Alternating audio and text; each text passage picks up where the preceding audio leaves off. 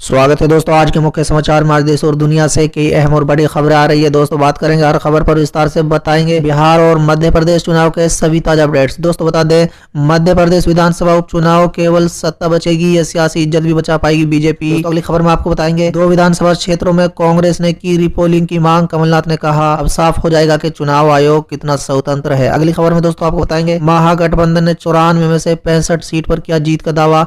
RJD नेता बोले double engine की सरकार की विदाई तय। अगली खबर में दोस्तों आपको बताएंगे, बिहार चुनाव में राहुल गांधी का इशारों में चिराग पर हमला। बोले भ्रम फैला रही है एनडीए की बी टीम। दोस्तों इससे अगली खबर में आपको बताएंगे, तेजस्वी बोले बिहार में शिक्षा का बुरा हाल। नीतीश राज में सन्नी लियोनी ने भी टॉप किया एग्जाम। टीआरपी स्कैम को लेकर हिरासत में लिए गए अर्नब गोस्वामी। मुंबई पुलिस पर मारपीट का आरोप। अगली खबर में दोस्तों, मतदान खत्म होने के बाद कमलनाथ ने बीजेपी पर लगाए पैसे बांटने का आरोप। मध्य प्रदेश में फिर से होगा उपचुनाव, बताएंगे क्यों आएगी ऐसी नौबत। बिहार चुनाव के बीच सरण में युवक ने पटक कर तोड़ दी ईवीएम, फिर बोला मैंने तोड़ दी है मशीन। तो चलिए देख लेते आज की पहली बड़ी खबर।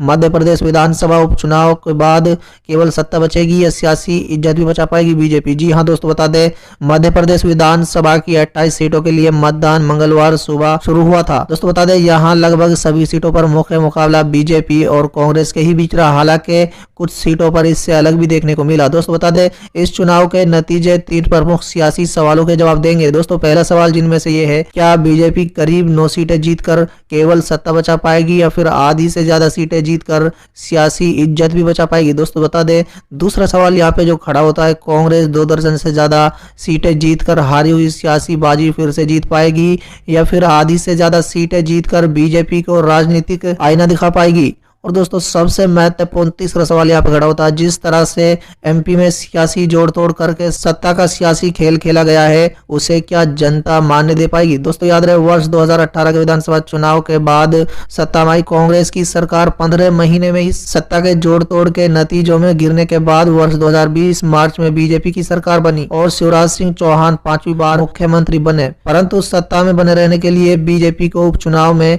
कम से कम 9 सीटें जीतनी जरूरी है। चलिए अगले खबर, 2 विधानसभा क्षेत्रों में कांग्रेस ने की रिपोलिंग की मांग। कमलनाथ ने कहा कल साफ हो जाएगा चुनाव आयोग कितना स्वतंत्र। जी हां दोस्तों, बता दें पूर्व मुख्यमंत्री कमलनाथ ने बड़ा बयान देते हुए कहा है कि सुमावली और मोहगांव की रिपोलिंग की मांग हमने की है। हमें पहले से अंदेशा था कि वहां वोटिंग प्रभावित होगी। दोस्तों उन्होंने कहा है कि चुनाव आयोग कितना स्वतंत्र है कल साफ हो जाएगा। कमलनाथ ने कहा है कि मुझे उम्मीद थी कि मध्य प्रदेश के मतदाताओं ने ऐसा फैसला किया है जिससे मध्य प्रदेश का भविष्य सुरक्षित होगा। 10 को नतीजों के बाद प्रदेश की जनता दिवाली मनाएगी। ये दिवाली मध्य प्रदेश के मतदाताओं की होगी।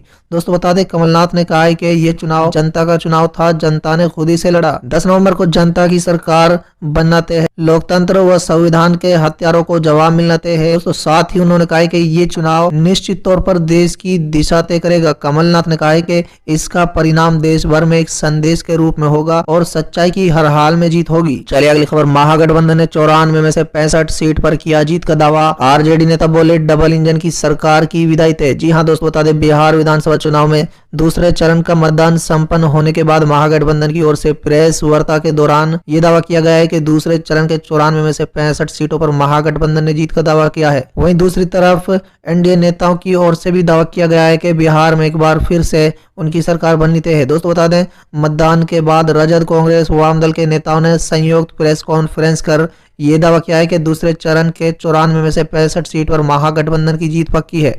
दोस्तों बता दें रजद के राष्ट्रीय प्रवक्ता और राज्यसभा सांसद मनोज झा ने कहा है कि पहले चरण के मतदान में महागठबंधन के पक्ष में जो हवा चली उसने अब आंधी का रुख इख्तियार कर लिया है। चलिए अगली खबर, राहुल गांधी का इशारों में चिराग पर हमला। बोले भ्रम फैला रही है एनडीए की बी टीम। जी हां दोस्तों, बता दें कांग्रेस नेता राहुल गांधी ने केंद्र और बिहार सरकार पर कोरोना वायरस, बेरोजगारी, किसानों और छोटे व्यापारियों की समस्याओं से निपटने में विफल रहने का आरोप लगाते हुए उन्होंने मंगलवार को कहा है कि इन्होंने मिलकर बिहार को लूटा है, वादे पूरे नहीं किए और अब राज्य की जनता इनको जवाब देगी। दोस्तों बता दें राहुल गांधी ने कटिहार और किशनगंज में चुनावी रैलियों को संबोधित करते हुए कहा है कि बिहार विधानसभा चुनाव में एक तरफ एनडीए है और दूसरी तरफ महागठबंधन, इनके बीच में रजक की बी टीम भी है। माना जा रहा है कि बी टीम से राहुल गांधी ने इशारों में चिराग पासवान पर भी हमला बोला है। चलिए अगली खबर, तेजस्वी बोले बिहार में शिक्षा का बुरा हाल।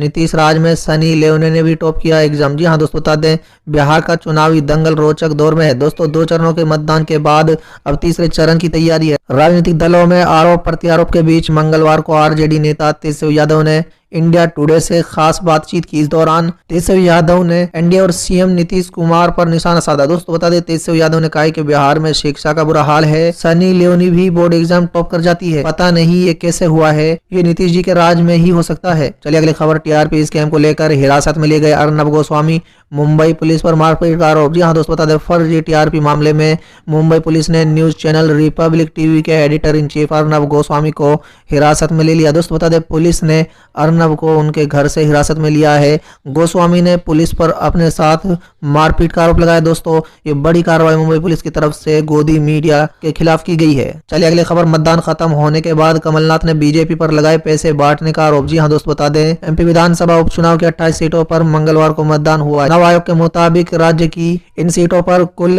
69.93% वोटिंग हुई, लेकिन मतदान के बाद पूर्व मुख्यमंत्री कमलनाथ ने बीजेपी पर पैसे बांटने का आरोप लगाया है। दोस्तों उन्होंने कहा कि हमें जानकारी मिली है कि पुलिस प्रशासन की मदद से पैसे चुनाव वाले जगहों पर बांटे गए हैं। कहीं कहीं तो बीजेपी ने प्रशासन की मदद से ये काम किया है। ये कितने शर्म की बात है, बीजेपी ने शराब, पैसा, कपड़े बांटे हैं, लेकिन भाजपा ये भूल गई है कि वोटर बिकाऊ नहीं है। चलिए अगली खबर, मध्य प्रदेश में फिर से होगा उपचुनाव। जी हाँ दोस्तों बता दें मध्य प्रदेश की 28 सीटों पर उपचुनाव को लेकर मतदान हो चुका है। 28 सीटों पर जनता के बीच पहुंचे 355 उम्मीदवारों की किस्मत अब ईवीएम में कैद हो गई है। दोस्तों बता दें नतीजे 10 नवंबर को आएंगे और ये तय होगा कि मध्य प्रदेश की सत्ता पर अगले 3 साल कौन काबिल होगा। दोस्तों बता दें बीजेपी की सरकार बनी रहेगी या कांग्रेस की बन जाएगी, इसके लिए जनता को 10 नवंबर का इंतजार करना पड़ेगा। लेकिन आपको ये भी जानना जरूरी है कि इस चुनाव के बाद मध्य प्रदेश को एक और उपचुनाव के लिए तैयार रहना होगा। दोस्तों बता दें 28 सीटों पर उपचुनाव के प्रचार के बीच में ही कांग्रेस के एक और झटका लगा है और दमोह विधायक राहुल लोधी कांग्रेस पार्टी और विधायकी से इस्तीफा देकर बीजेपी में शामिल हो गए थे। 25 अक्टूबर को राहुल लोधी ने बीजेपी की सदस्यता ग्रहण की थी। दोस्तों बता दें चूंकि 28 सीटों पर नामांकन संबंधी प्रक्रिया पहले से ही पूरी हो चुकी थी, ऐसे में दमोह सीट पर 28 सीटों के साथ चुनाव कराना संभव नहीं था, इसलिए दमोह सीट पर चुनाव आगे के लिए टाल दिए गए हैं। चलिए अगली खबर, राहुल गांधी का बड़ा बयान, बिहार विधानसभा चुनाव में नहीं काम करेगी मोदी वोटिंग मशीन, महागठबंधन की होगी जीत। जी हाँ दोस्तों बता दें कांग्रेस के पूर्व राष्ट्रीय अध्यक्ष राहुल गांधी ने चुनाव में इलेक्ट्रॉनिक वोटिंग मशीन में गड़बड़ी को लेकर इशारों में हमला बोला है और कहा है कि देश में ईवीएम की जगह एमवीएम यानी मोदी वोटिंग मशीन चलता है, लेकिन इस बार बिहार में ये नहीं चलेगा और महागठबंधन की ही जीत होगी। दोस्तों बता दें राहुल गांधी ने महागठबंधन उम्मीदवारों के पक्ष में बुधवार को मधेपुरा और अररिया में आयोजित चुनावी सभाओं में कहा है कि सरकार में देश में ईवीएम की जगह एमवीएम यानी मोदी वोटिंग मशीन चलता है, लेकिन इस बार बिहार विधानसभा चुनाव में ये नहीं चलेगा और महागठबंधन की जीत होगी और उसकी सरकार बनेगी।